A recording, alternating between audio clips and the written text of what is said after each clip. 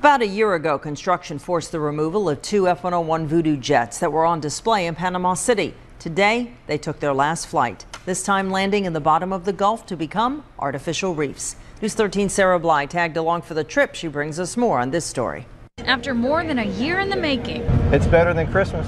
Two old F-101 Vodoo Air Force fighter jets that were on display for many years in Panama City make their way to their final resting place, deep into the Gulf.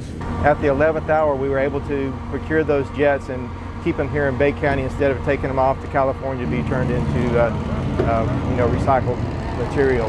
Both planes now lie underwater about 74 feet deep, about 3 nautical miles from the county pier, and they say that wildlife should start coming to check it out anytime now.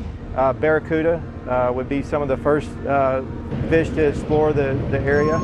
After that, bait fish looking for just a safe haven, a place of refuge from predators will start to show up. Patrick Green was the first diver to dive the jets underwater. He says it's an amazing sight to see. The first plane landed perfect. It's right on its belly, so the tail is sticking straight up, and you can just see it kind of laid out underneath you, and it's very obviously a jet. The Bay County Planning and Zoning Department is overseeing the project along with help from many other organizations. They've removed nearly 400 pounds of wire out of the jets to be recycled.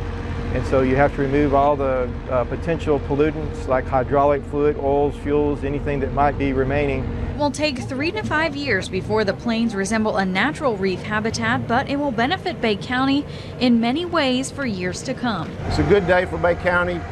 It's good for the fishing industry in state waters. We're focusing right now on what we can do in the state waters, and it's also good for the diving.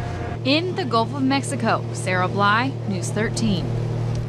The two jets are expected to be a productive reef for at least 20 to 30 years. The TDC also contributed funding to deploy the reefs.